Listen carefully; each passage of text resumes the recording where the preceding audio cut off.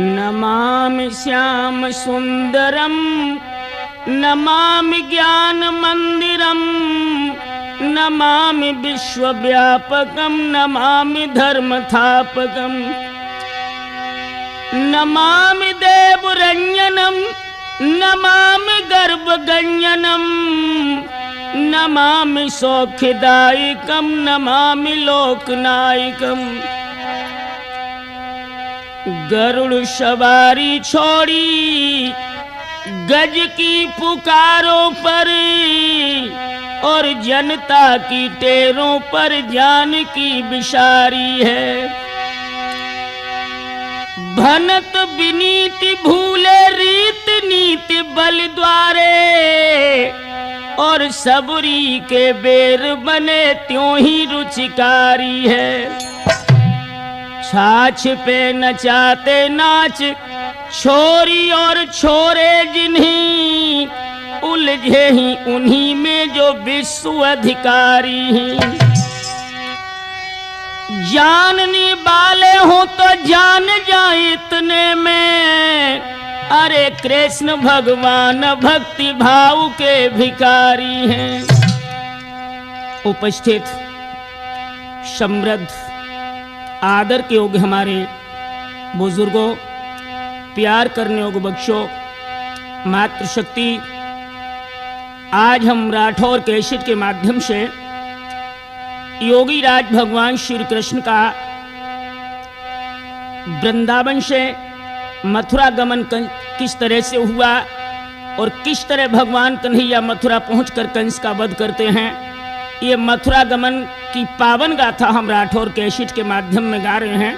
तो आ जाइए भक्तों, दो पंक्तियां परब्रह्म परमात्मा के साक्षात अवतार भगवान श्री कृष्ण के कदमों में प्रस्तुत हैं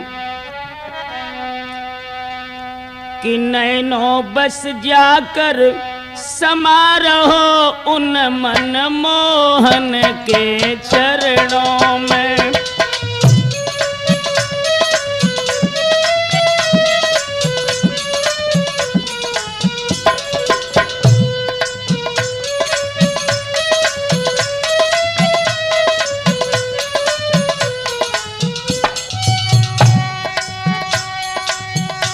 नैनो बस जाकर समा रहो उन मन मोहन के चरणों में। ओ सुरजन गिर कर ऊंचा हो उन मन मोहन के चरणों में।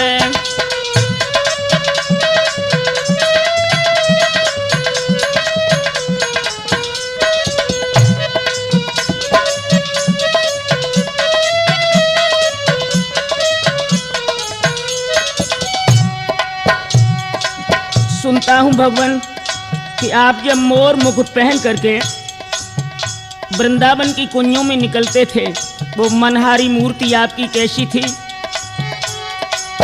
वह मोर मुकुट सावरी भवन वो अलक झलक घुंघराली है।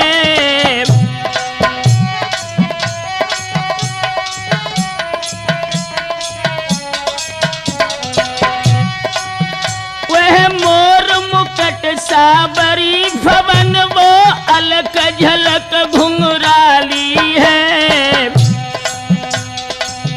फेहरान ललित की तंबर की उन मन मोहन के चरणों में।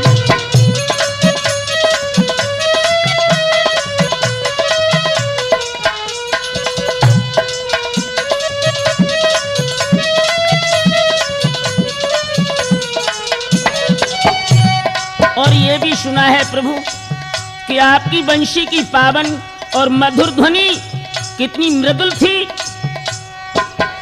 वो कटित कलित काछनी कसे मुरलीधर अधर बजाते ही।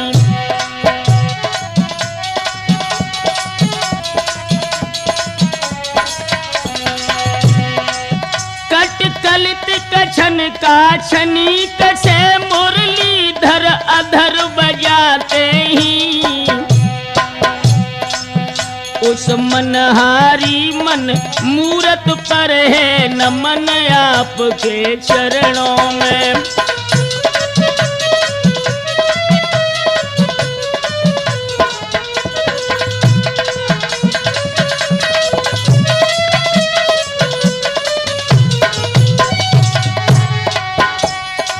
नैनों बस जाकर समा रहो उन मनमोहन के चरणों में। ओ सुरजन गिर कर ऊंचा हो उन मनमोहन के चरणों में।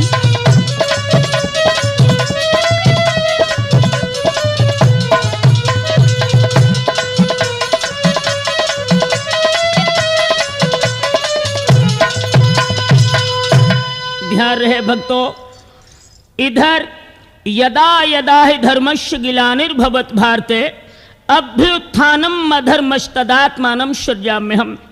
जब जब इस आर्यावर्त भारत भूखंड की पवित्र धरती पर धर्म का हिरास हुआ और अधर्मी आताताई अधिक बढ़ गए, तब तब श्रीहरि ने किसी न किसी रूप में अवतार लेकर के इस पवित्र देश की धरती को अत्याचारों से मुक्त किया।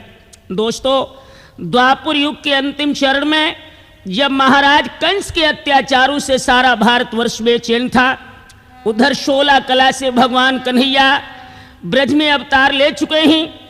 राजा कंस जिस दैत्य को भेजता है प्रभु उसे जिंदा नहीं छोड़ते हैं। और दोस्तों, ये भी याद रहे कि ज्यों ज्यों यादव चंद्र का हुआ चंद्र चौचंद्र, त्यों त्यों खलमति मंद का हुआ सितारा मंद। जैसे जैसे भगवान कन्हैया के जीवन का चांद शुक्ल पक्ष के पूर्णिमा की ओर बढ़ रहा है, वैसे ही वैसे राजा कंस के हृदय का सितारा मलिन पड़ रहा है। एक दिन देव ऋषि नारद का पदार्पण जब महाराज कंस की सभा में हुआ, तो कंस राज ने देव ऋषि नारद का स्वागत किया कि आइए देव ऋषि नारद, शैले शैले न मारिक्यम मोक्तिकम न गजे गजे, साधवो नहीं सर्वत्र चंदनम न बने बने। आप जैसे संत का दर्शन बड़ी तकदीर बस होता है। आओ प्रभु आसन ग्रहण करो। जब नारद जी आसन पर बैठ गए तो पूछने लगे कि कहो महाराज कंस, श्री कृष्ण के विषय में तुम्हारा विचार क्या है? तो कंसराज ने कहा कि हे देव ऋषि, समझ में नहीं आता कि नंद राय के बच्चों ने हमारी रातों रात की नींद हराम कर दी। मैंने बड़े बड़े बहादुर दानव भेजे, लेकिन कोई भी आज तक वृंदावन से जिंदा लौट के नहीं आया। इन नंद राय के पुत्रों को हम कैसे मरवाएं, ये बात हमारी समझ में नहीं आती। तो भक्तों, उसी वक्त देव ऋषि नारद ने जिस बात के ऊपर पर्दा पड़ा था उसे उठाया और कहा कि राजन, तुम अभी तक गुमराह रहे। क्यों?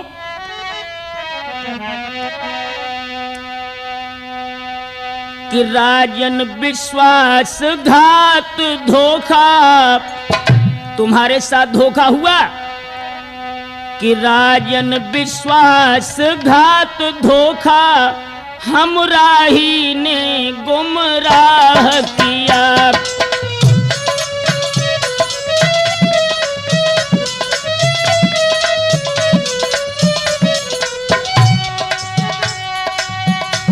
राजन विश्वासघात धोखा, हम राही ने गुमराह किया। घर का भेदी वसुदेव बना, जिसने लंका का दाह किया।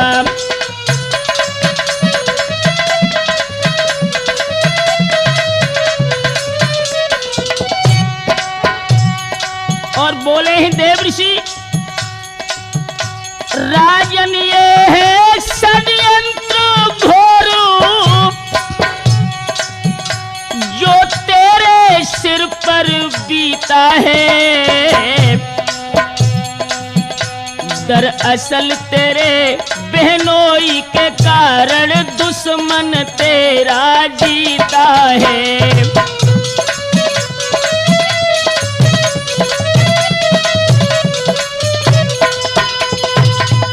सोच रहा है कंसराज कि श्री कृष्ण बाबा नंद के पुत्र हैं, तो ये तेरा ख्याल गलत है, क्योंकि 6 बच्चे तूने जब तक देवकी के मारे तब तक तेरा खेल सत्य रहा, लेकिन परब्रह्म परमात्मा का वास्तविक खेल 7वें गर्भ से ही प्रारंभ हुआ। जब देवकी का गर्भपात मथुरा के बंदी गृह में हुआ था तो ये सारा काम योग माया के द्वारा हुआ। इधर देवकी का गर्भ छीण हुआ और उधर गोकुल में वसुदेव की बड़ी पत्नी रोहिणी के गर्भ से बलराम का जन्म हुआ। 8वें गर्भ से कन्या ने नहीं, भादों की अर्ध निशा में भगवान कन्हैया ने मथुरा के बंदी गृह में अवतार लिया और तेरे पहरेदारों ने उस दिन जी भर के शराब का सेवन किया। वे तो सोते रहे और राती रात में वसुदेव के द्वारा यमुना पार गोकुल में बाबा नंद के घर कन्हैया भेजे गए और वहां से बाबा नंद की लड़की मंगवाई गई जो तेरे हाथों से मारी गई। दोस्तों, समझ गया कंसराज कि मौत तो अब खोपड़ी पर आ ही गई। सरदारों को आदेश देकर के भक्त वसुदेव को जब राज्यसभा में बुलाया और आंखों में खून के कतरे लेकर के महाराज कंस अपने रिश्तेदार वसुदेव से बोला कि वसुदेव रे वसुदेव छली, तू ही हित का दम भरता था, रे कपटी तू बहनोई है क्या, तू ही मेरे घर का था।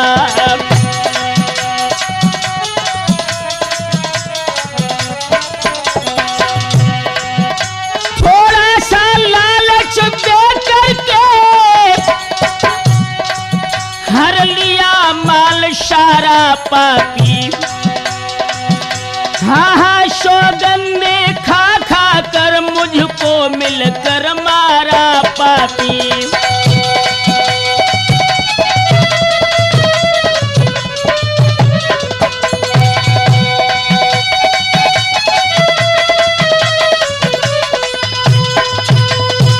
याद रहे दोस्तों, राजा कंस ने वसुदेव जी को मारने के लिए हाथ में तलवार उठाई और ये भी याद रहे राठौर कि छली मित्र वंचक त्रिया, सुत आज्ञा दे टाल, सेवक मुँह जोरी करे तो कर दे वही हलाल। तलवार हाथ में उठाई कंस ने तो उसी वक्त महात्मा वसुदेव ने कहा कि राजेंद्र कंस, तुम हमें मार भी डालो लेकिन तुम्हारे मारने वाला तो ब्रज में बहुत बड़ा हो गया। भक्तों, कंस झपटा, लेकिन देव ऋषि नारद ने राजा कंस से कहा कि हे महाराज कंस, इन वसुदेव को मारने से तुम्हारी समस्या का निदान नहीं, क्योंकि श्री कृष्ण की रिश्तेदारी तुमसे तभी तक है जब तक देवकी और वसुदेव जिंदा हैं। इन्हें मारो मत, इन्हें जीवित रखो और इसी रिश्तेदारी के बंधन में बंधे कन्हैया मथुरा जरूर आ जाएंगे। इन्हें जेल में डालो और कार्तिक कृष्ण पक्ष चतुर्दशी तिथि में तुम धनुष यज्ञ मथुरा में रचो और उसी यज्ञ के बहाने से निमंत्रण दे करके कन्हैया बलराम को तुम मथुरा में बुलवाओ और उसी यज्ञ में तुम श्री कृष्ण बलराम की नरशंस हत्या करवा देना। तो राजा कंस कहने लगा कि हे देव ऋषि, अब हमारा पेट भड़बड़ाए रहो और हमें मौत के अलावा दुनिया में अब कुछ दिखत ही नहीं। तो नारद जी कहने लगे कंस, एक बात बताओ कि तुम्हें ध्रुव तारा कब से नहीं दिख रहा? तो कंस ने कहा कि नारद जी 6 महीना हो गए ध्रुव तारा अब हमें दिखत ही नहीं। तो नारद जी बोले कि लला बस अब कोई बचैया है ही ना, रामपुर की टिकट कटी आई, आखिरी इलाज है, करके देख लो। दोस्तों, वसुदेव देवकी को बंदी गृह में डलवा दिया और राजा कंस ने एक यज्ञ पत्र लिखा है और बाबा नंद को वो पत्र लिख करके अक्रूर जी को बुलाया है जो नंद राय के चचेरे भाई थे और उनसे कहा कि तुम हमारा यज्ञ पत्र लेकर के वृंदावन चले जाओ। तो समझ गए अक्रूर जी कि पापी कंस ने कभी इतने प्रेम से श्री कृष्ण बलराम को बुलाने की इजाजत नहीं दी थी। नीच की नबन हमेशा दुखदाई है। तो दोस्तों याद रहे, अक्रूर जी ने कहा कि राजन में जाऊंगा तो जरूर, क्योंकि मैं आपका नौकर हूं, लेकिन मैंने आपका जो नमक खाया है इस नाते से मैं आपको एक सलाह देना चाहता हूं कि शियार की जब मौत आ जाती है तो बीहड़ इलाका को छोड़कर गांव की दीवारों के पास आता है। कामी पुरुष की जब मौत आती है तो दूसरे की औरत को गलत दृष्टि से देखता है, और तुम्हारे जैसे दानव की जब मौत खोपड़ी पर आ जाती है तो वो कपट पूर्वक भगवान कन्हैया को अपने महलों में बुलाता है और बोले ही अक्रूर कि राजन मेरा ये निश्चय है, प्रभु के आने की देरी है, फिर मौत तुम्हारे सिर पे है, मथुरा मोहन की चेरी है।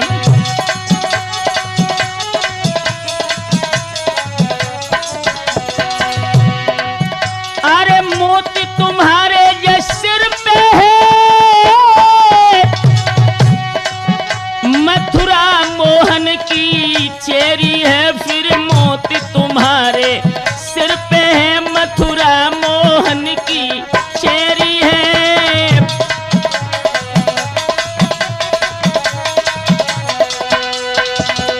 भाइयों याद रहे, राजा कंस नहीं माना और मजबूर होकर के अक्रूर जी को वो यज्ञ पत्र लेकर के मथुरा से वृंदावन धाम के लिए जाना पड़ा।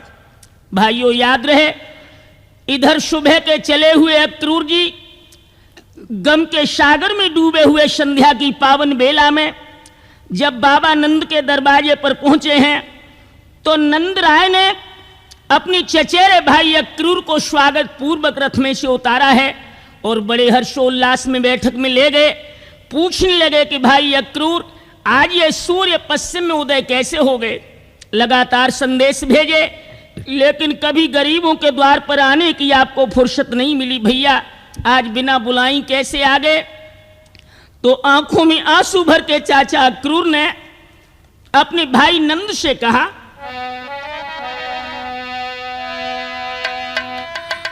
अरे कंस राजनी न्यू तो दे वृंदावन हमें पठाओ। भैया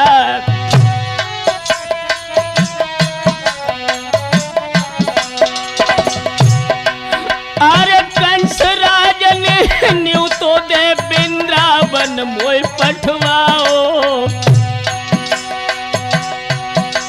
और धनुष यज्ञ को दे के बहानो मोहन को बुलवाओ।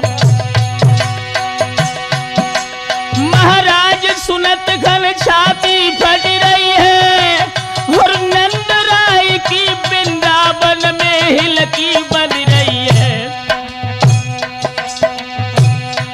भैया घुटवन में सर देखी नंद महलन में रोबत हैं, यारों पेट पकड़ के बाबा आंगन में रोबत हैं। भैया पेट पकड़ के नंद राय आंगन में रोबत हैं।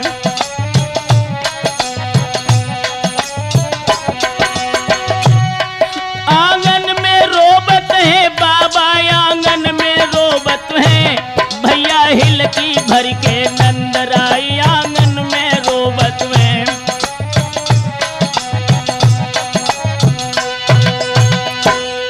नौजवान साथियों, जब बाबा नंद ने ये सुना कि अक्रूर जी श्री कृष्ण और बलराम को लेने के लिए मथुरा धाम से आए हैं तो आंखों में आंसू भर करके बाबा नंद पेट को पकड़ के धरती पर बैठ गए और बोले हैं कि हे भाई अक्रूर, बड़ा सुंदर होता कि इस खबर से तुम हमें मौत की खबर दे देते।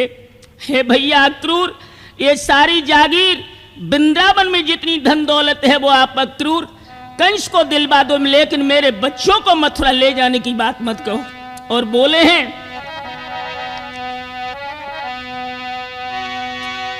कि ये राजपाटी और धन दौलत सबरी जागीर तुम्हारी है।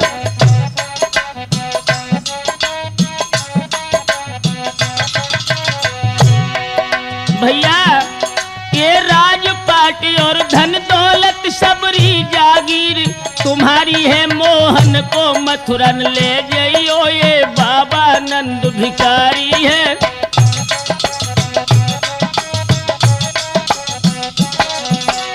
और शायद आप नहीं जानते अक्रूर, अरे बिन मोहन के बोझ सुदाई और बिलख बिलख मर जावेगी। अरे ज्यों बछड़ा बिन गाय बदुखिया दिल में चैन न लावेगी।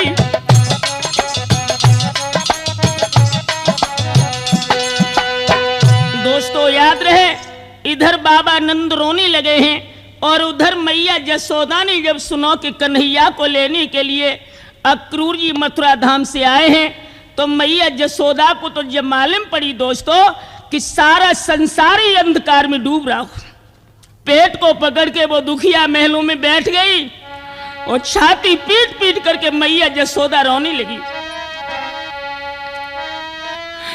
अरे सुनी कंस की बात बिकल भव गातक भव सना को, मन पेट में मारी छुरिये रे के हुई आई गमा को।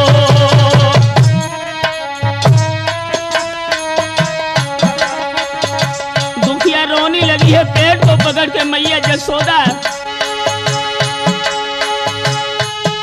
अरे रोई रोई मैया कहे गगन जल बहे, दुख की ढेरी दुख की ढेरी दुख की ढेरी, मुझसे रूठी रहे जगदीश रे नजर लई सूरजन फेरी, मुझसे रूठी रहे जगदीश रे नजर लई सूरजन फेरी।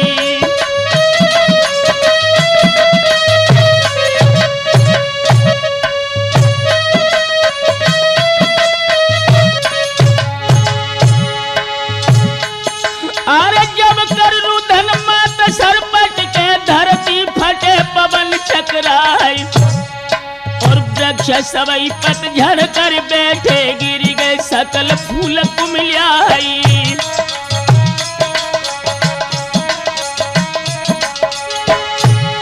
और बाल देश के मित्र सने ही सबई रहे पछाड़ी खाई, और शोक सिंधु नगरी में उमगो गम की बही एक कदम धारी।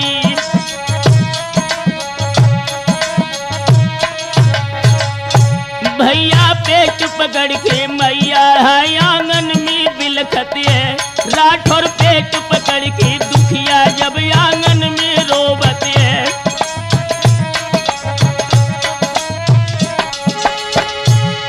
आंगन में रोवत है जसोदा, आंगन में रोवत है, हाय हाय पेट पकड़ के दुखिया जब आंगन में रोवत है।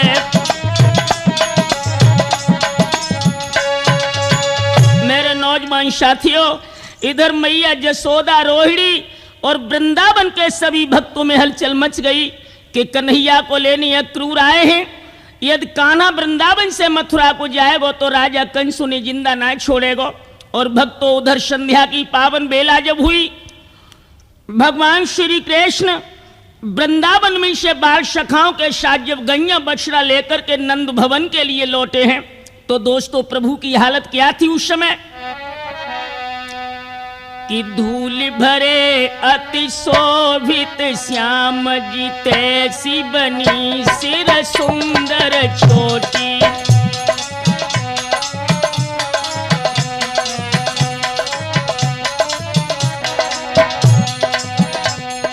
खेलत खात फिरी अंगना पग पैंजनी बाजत पीरी क छोटी।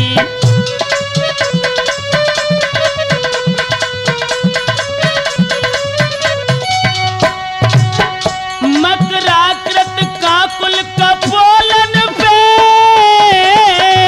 हाय हाय मनुमलिया गिर पे नागिनी लोटी। हंस के घन श्याम कही जसोदा मोई दे दे मैया माखन रोटी।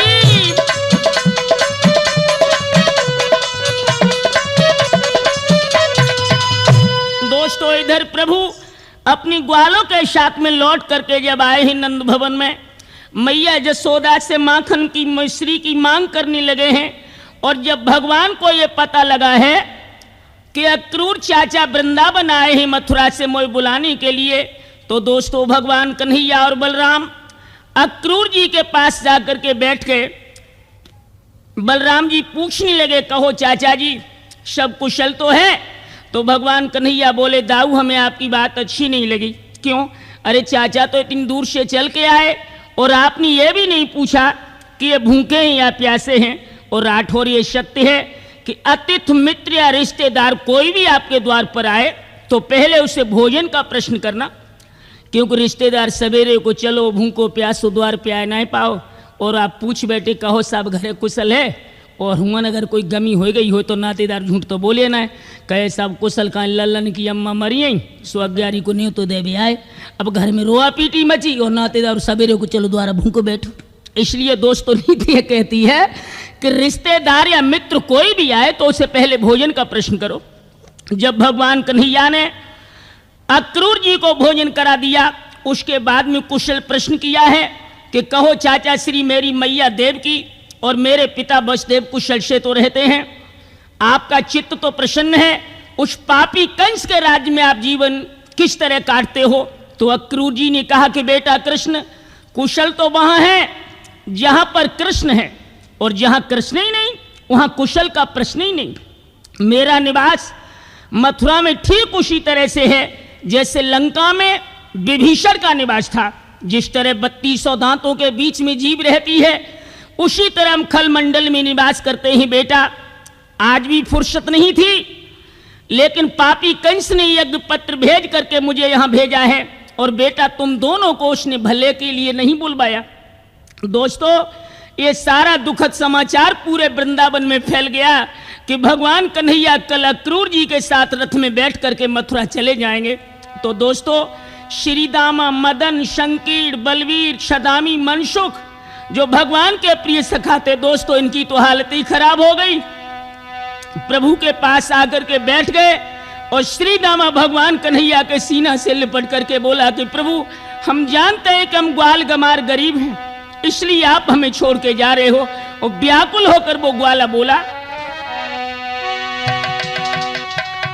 अरे तेरे बिन मेरो वृंदावन प्रभु सब सूनो बन गए हैं। भैया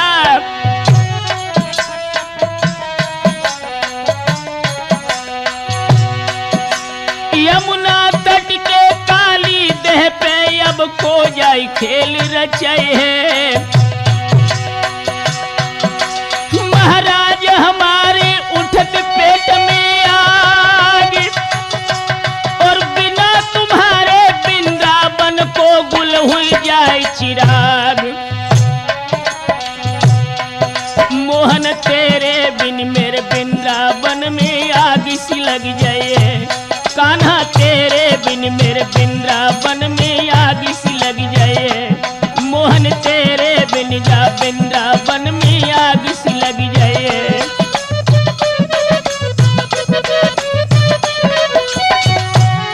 अरे आग सी लग जाए कन्हैया, आग सी लग जाए वृंदावन सूनो बन जाए। मोहन तेरे बिन मेरे वृंदावन में आग सी लग जाए।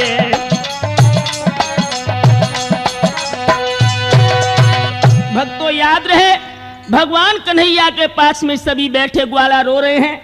उधर भगवान ने कहा कि मित्र मेरा भी जी नहीं चाहता कि मैं तुम्हें छोड़ के चला जाऊं, लेकिन अगर मैं न गया तो मामा जी नाराज हो जाएंगे और वो अपने वृंदावन के सभी भक्तों को मथुरा के बंदी गृह में डलवा देंगे, इसलिए हमारा जाना परम आवश्यक है। इस तरह भगवान कन्हैया अपने ग्वालों को समझा रहे।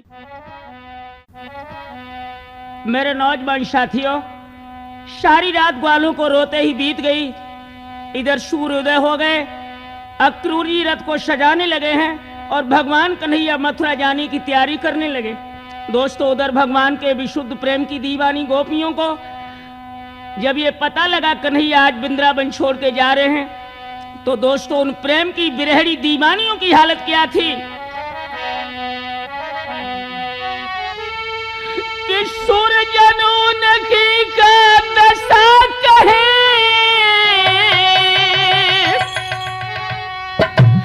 जो प्रेम बिरह की मारी है। मुखड़ा से आग बरस रही है, आँखन से आंसू जारी है।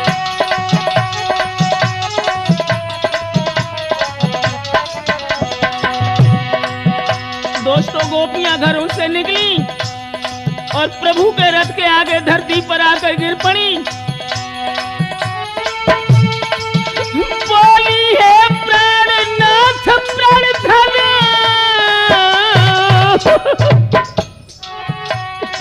प्रण मूर्ति कहाँ को जाते हो? ब्रज के मल्लाहात देखे नैया मझधार डुबाते हो।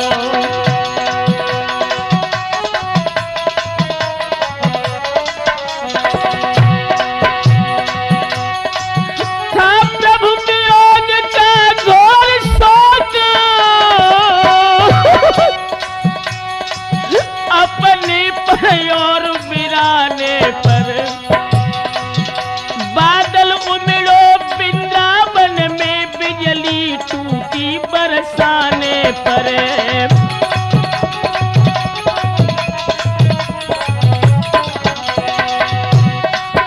बादल उमड़ो वृंदावन में, अरे दैया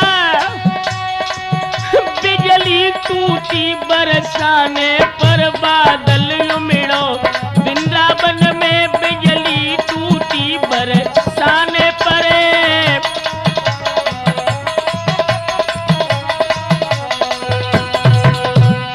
भक्तों याद रहे, शीला, ललिता, विशाखा, चपला, चंद्रा, चंद्रकला, ये सभी गोपियां भगवान कन्हैया के रथ के आगे धरती पर आकर लेट गईं और कहने लगी कि प्रभु इस शरीर की एक मुट्ठी राख करके वृंदावन छोड़ के चले जाइयो। जब तक शरीर में प्राण है प्रभु, तब तक हम वृंदावन से तुम्हें मथुरा नहीं जाने देंगे। दोस्तों, आंखों में आंसू भरे थे, गोपियां प्रभु के आगे रो रही थीं। तो ललिता नाम की गोपी बोली कि बहनों, दोस्त कन्हैया को ना है। ब्रह्मा बड़ा मस्करा निकलो जो जब पापी को नाम अक्रूर रख दे। अरे ये अक्रूर नहीं, ये तो पक्का क्रूर है। अगर ये अक्रूर रथ लेकर के यहां ना आता तो अपनी कन्हैया वृंदावन छोड़ के मथुरा कभी नहीं जाते।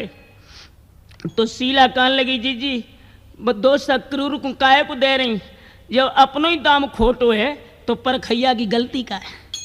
जिज्जी हर रंग पे रंग चढ़ियो, लेकिन करियन पे आज लोग को रंग ही नहीं चढ़ पाओ। जब करिया के पीछे सब चोला सूख सूख के करिया परियो तो जो करिया पौना है भाव। भगवान कन्हैया कहने लगे, गोपियों तुम तो तिल का पहाड़ बना रही हो, मैं सदा के लिए वृंदावन धाम ना छोड़ रहे हो। मामा कंस को मैं धनुष यज्ञ देख करके परसों वृंदावन जरूर लौटूंगा। तो ललिता ने कहा कि बहना, परसों की बरसों भले बीत जाए, अब जो करिया लौट के वृंदावन में कभू ना आए। जिन गुणों से बस में होता है वे सभी गुण मथुरा की गोपियों में हाजिर हैं। दीदी, अब तो जीवन की केवल एक मंजिल है कि इन प्रभु का जी भर के दर्शन कर लो। ये मधुर मूर्ति मोहनी छटा अब हम तुम्हें देखने के लिए लौटकर वृंदावन में पुनः नहीं मिलेगी। बोली है ललिता कि चलती बिरिया नजर भर के देख ले, चलती बिरिया नजर भर के देख ले, चलती बिरिया नजर भर के देख ले।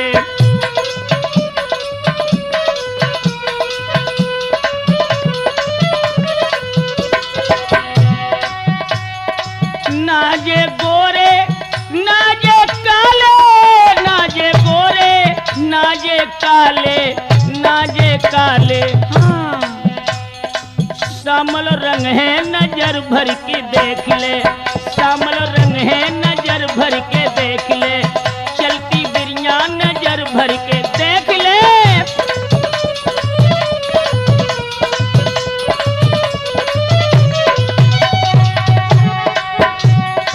गोपी ग्वाल सब रोबत ठाड़े,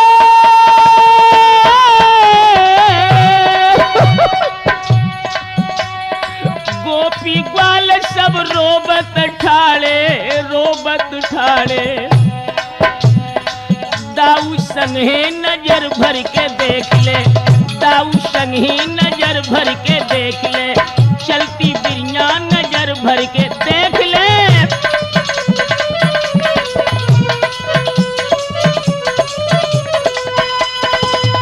भक्तों गोपियां भगवान के रथ के आगे, कोई धरती पर पड़ी है, किसी ने प्रभु के पीतम्बर को पकड़ लिया, किसी ने रथ के घोड़ों की लगाम को जकड़ लिया, भगवान को आगे नहीं जाने दे रही।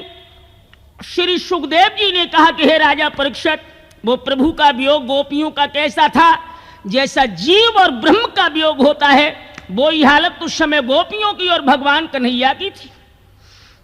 विशाखा नाम की सखी कहने लगी कि दीदी, दोष कन्हैया को ना है, दोष जा रंग को है कि हर रंग के ऊपर दूसरा रंग चढ़ जाता है राठौर, लेकिन काले रंग के ऊपर आज तक कोई दूसरा रंग चढ़ ही नहीं पाया। बोली है कि सब काले अजमाए सजनी, सब काले अजमाए सजनी, सब काले।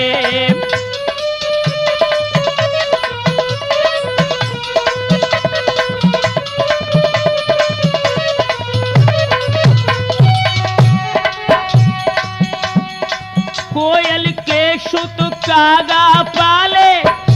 ध्यान देना, कोयल जब अपनी बच्चियों को पालती है तो कौआ के डर के मारे अपना अंडा कौआ के घोंसला में रख देती है, और मूर्ख कौआ सतीश उसे अपना समझ के पाल लेता है।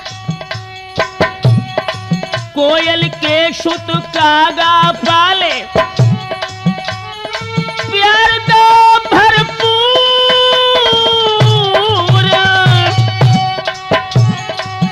अरे बड़े भये जब उड़ने लागे, कृष्ण जाई रे दूर।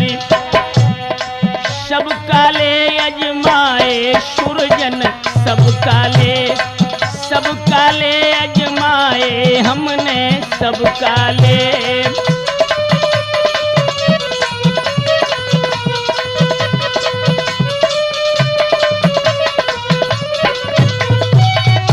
और पुनः एक नजर फिर दे काले रंग पर। कालो भ्रमर बशत बगिया में, अरे फूलन भ्रमर रे।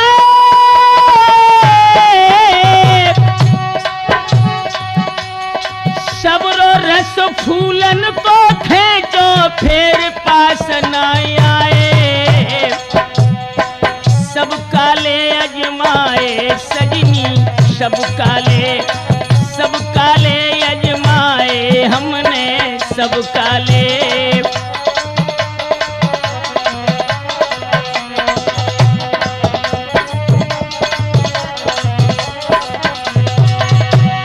ललिता कहने लगी, बहनों काहे को मरी जाती, इन परदेसी से प्रेम करके कोई सुख की नींद ना सोई पायो। अरे परदेसिन की प्रीत फूस की तपनी, चै दियो कले जो चीरियो तिनाई अपनी। बिहार रहे राठौर। परदेसी की प्रीत फूस की तपनी, चै दियो कले जो चीरियो तिनाई अपनी। असमी अनुराग की मूरत सो, सनुराग के रंग विराग भयो। किन सो कहिए मन की बतियां, मन की न भई मन दाग भयो।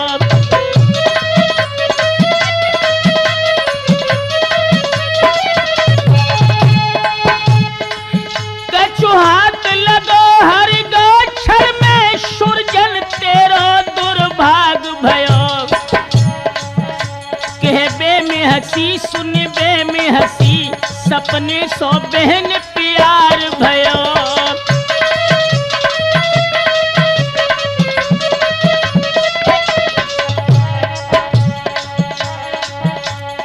इनको मतलब को विवाह समय पे धोखो दे रहे हैं, प्रभु को मतलब को है प्रेम समय पे धोखो दे रहे हैं।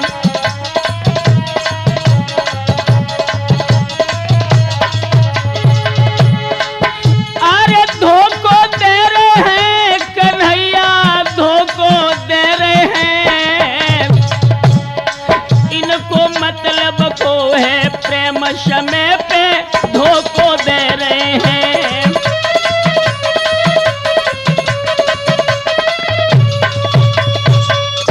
याद रहे दोस्तों, इधर गोपियां भगवान के रथ को आगे नहीं बढ़ने दे रही, तब तक वृषभान दुलारी राधा जो है उन्हीं गोपियों में आकर के खड़ी हो गई। जब प्रभु को वृंदावन से जाते हुए देखा तो ये मालूम पड़ा राधा रानी को मानो प्राण इस शरीर को छोड़ करके जा रहा है। राधा ने भगवान की ओर देखा, आंखें आंसुओं से भर गई थी। प्रभु की ओर देख करके अपने नेत्रों से राधा रानी खड़े होकर के रोने लगी और कहने लगी कि प्रभु, आप वही कृष्ण हैं जो कहते थे कि राधे तुम्हारे बिना वृंदावन सूना लगता है, लेकिन आज ये भी नहीं बताया भगवान कि मैं तुम्हें छोड़ करके वृंदावन से मथुरा जा रहा हूं। हे कन्हैया, मैंने सोचा था क्या और आप निकले क्या। श्याम दिल के कन्हैया दिल के बड़े ही कठोर निकले, चोरा चोरी चल दिए बड़े चोर निकले, चोरा चोरी चल दिए बड़े चोर निकले, चोरा चोरी चल दिए बड़े चोर निकले।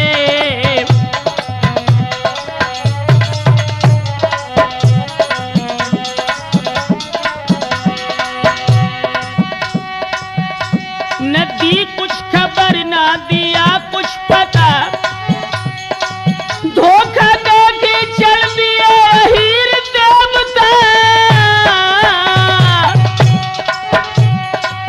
आप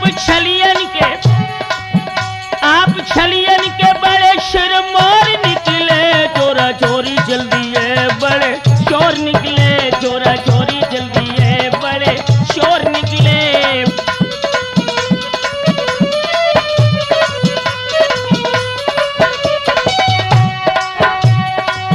मैंने समझी कि तुम बड़े दाता हो, दीन दुखियों के भाग्य विधाता हो,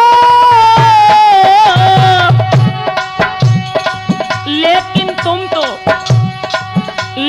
तुम तो बड़े ही कमजोर निकले, चोरा चोरी चल दिए बड़े चोर निकले, चोरा चोरी चल दिए बड़े चोर निकले।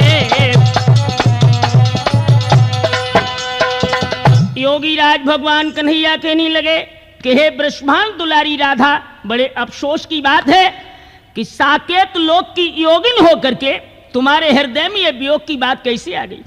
अरे राधा, मैं तुमसे कभी दूर नहीं, केवल शरीर से तो दूर जा रहा हूं, लेकिन आत्मा से हम हमेशा तेरे साथ हैं। बोले हैं प्रभु कि मैं अब तक गोपाल कहाया हूं। राधे, मैं अब तक गोपाल कहाया हूं, फिर भी गोपाल कहाऊंगा।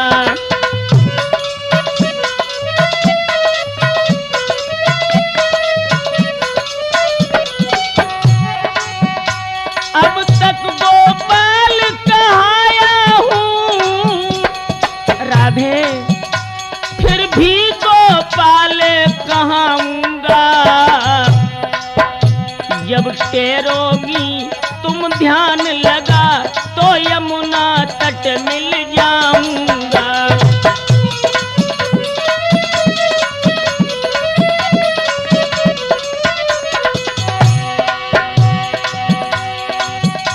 धीरज से समय काट लीजो, जाएगा रोग कभी न कभी। यदि प्रेम रहो ऐसो ही तो फिर दर्शन हो कभी न कभी।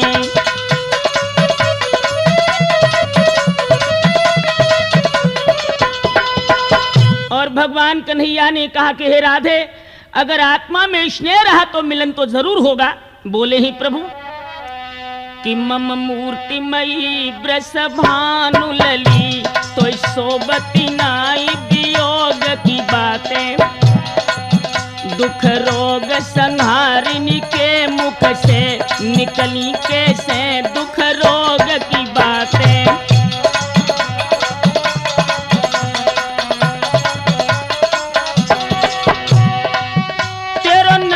जपे भव भोग कटे,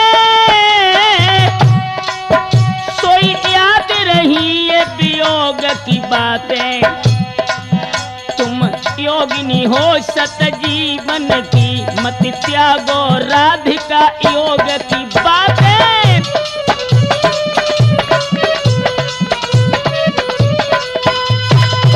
भगवान श्री कृष्ण ने कहा कि हे राधे, तुम साकेत लोक की योगिनी हो, लेकिन मृत्यु लोक के मानव के स्त्री की तरह तुम्हारे हृदय में वियोग की बात जो आ रही है वो तुम्हें शोभा नहीं दे रहा। तो राधा रानी ने कहा कि प्रभु, मैं जानती हूं कि आपका मथुरा जाना इस समय परम आवश्यक है, क्योंकि धरती माता पर कंस का अत्याचार अधिक बढ़ चुका है, लेकिन ये दिल है कि मानता नहीं।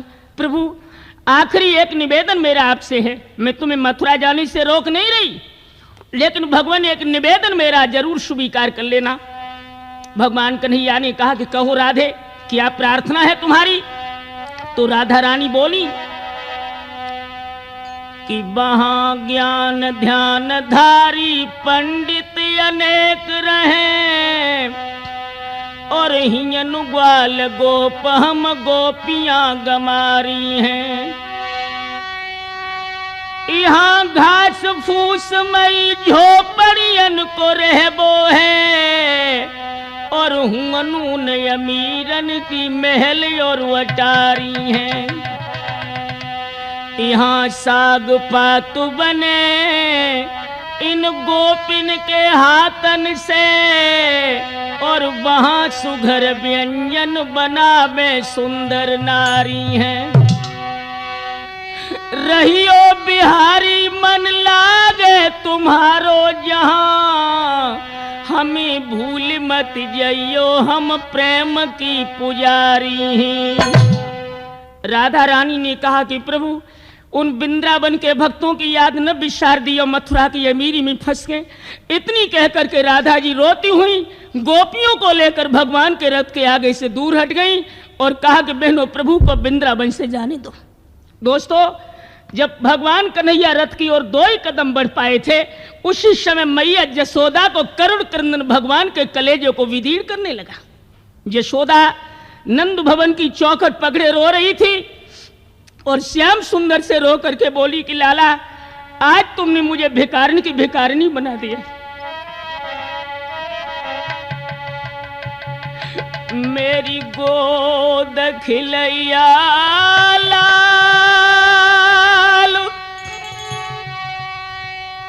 मुसीबत कौन पाप से आई रे। व्याकुल हो गई जशोदा, व्याकुल हो गई।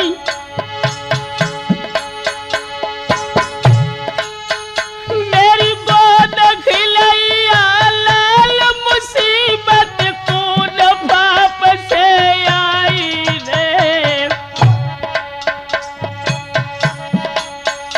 और ले मोहन को गोद जसोदा गैया सी बिलखाई रे।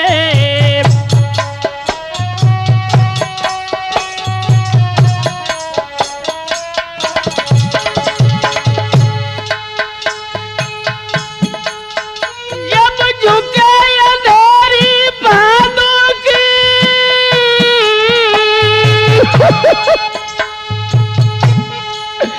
शादी से किन्हीं लगाऊंगी,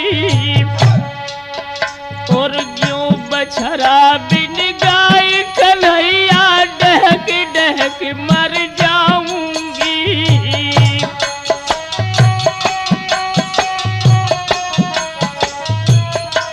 दोस्तों, कैसा वियोग था भगवान कन्हैया का और मैया का। छाती से लगाए प्रभु को रो रही थी नंद भवन के द्वार पर। अरे तेरे बिन अब वृंदावन में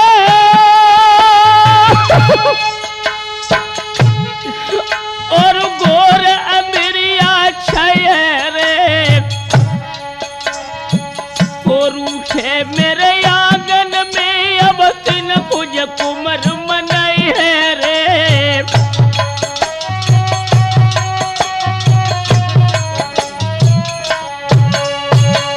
दोस्तों, अपनी मैया को जब रोते हुए देखा, जिसकी आंखों से आंसू की प्रबल धार ऐसे बह रही थी मानो वो गंगा यमुना की निर्मल धारा हो, प्रभु का हृदय विदीर्ण हो गया और भगवान कन्हैया अपनी मैया जसोदा के पैर पकड़ के बोले कि हे माता, मेरा ऋण सारे विश्व के ऊपर है, लेकिन माता तेरा ऋण मेरे ऊपर है।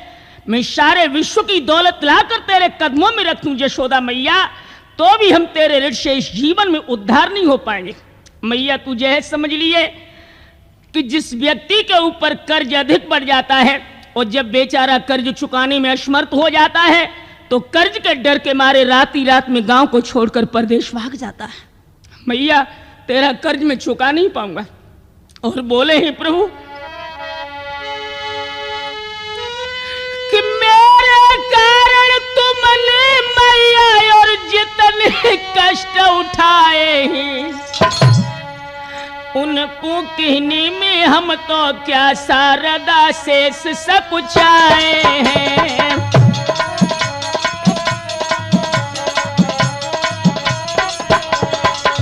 तेरे दुख का वर्णन माता शारदा और शेष नाग भी 1000 जिभ्यों से करें तो मैया तेरे दुख का वर्णन कर नहीं पाएंगे। क्या नहीं किया मैया तूने मेरे लिए? दिन रैनी बिरानी उड़ानी सहे तो उन्हें कौनाई निठुरता धारी, मेरी हट है कि अनेक सही हट की कहीं पर ही अनेह नारी।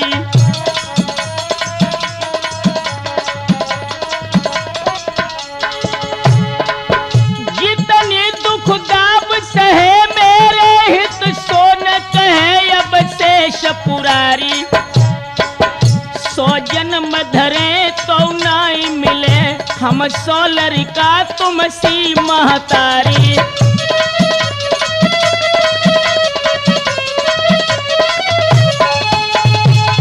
100 जन्म धरे तो नहीं मिले हम 100 लड़का तुम सी महतारी।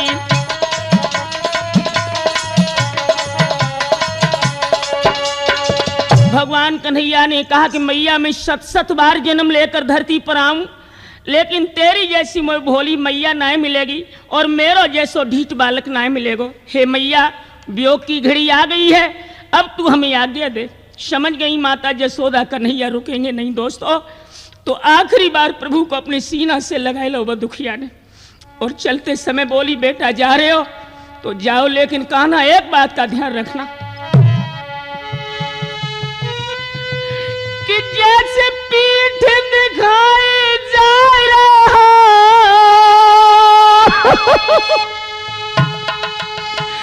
तैसे जा मुख को दिखलइयो। लाला मथुरा में फंस के मनमोहन मैया को मती भूल जाइयो। जाओ बेटा, लेकिन मथुरा की अमीरी में फंस के जब दुखिया को न भूल जाइयो।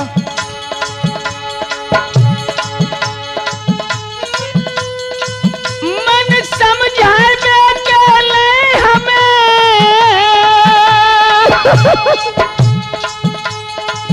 कोई प्रेम चिन्ह देते जाइयो।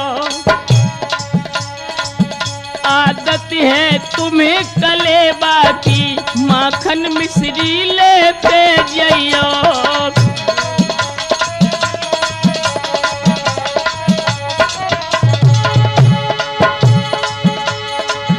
आदत है तुम्हें कलेबा की माखन मिश्री लेते जाइयो।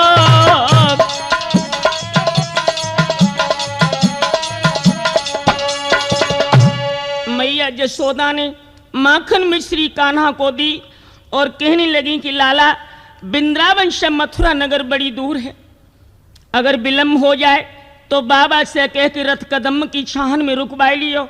माखन मिश्री को भोग लगाए लाला तुम मथुरा नगर जाइयो और जैसे ही कंस का धनुष यज्ञ पूरा हो जाए वैसे ही तुम लौट के वृंदावन धाम चले आइयो। दोस्तों प्रभु मैया यशोदा से मिलकर के जब रथ की ओर बढ़े हैं, कन्हैया जब रथ में बैठ गए और अक्रूर जी से कहा कि चाचा जी अब वृंदावन का दर्द हमसे असहनीय हो गया, अब रथ को आप मथुरा के पथ पर आगे बढ़ाएं। भक्तों जैसे ही रथ आगे बढ़ा तो गोपियों को यह मालूम पड़ा मानो प्राण शरीर को छोड़ के निकल गया। गोपी मंडल रोकर बोला, गोपिका बिहारी कहां चले? मैया जसुदा चीखने लगी, मेरे कुंवर हजारी कहां चले?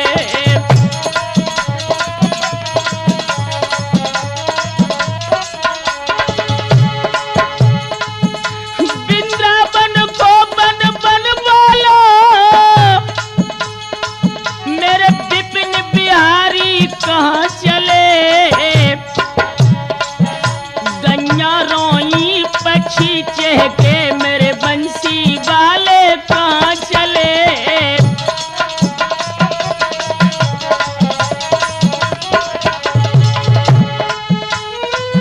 बोलिए प्राणनाथ, प्राणधन मूर्ति कहां खो जाते हो? ब्रज के मल्ला हाथ दे के किश्ती मझधार डुबाते हो।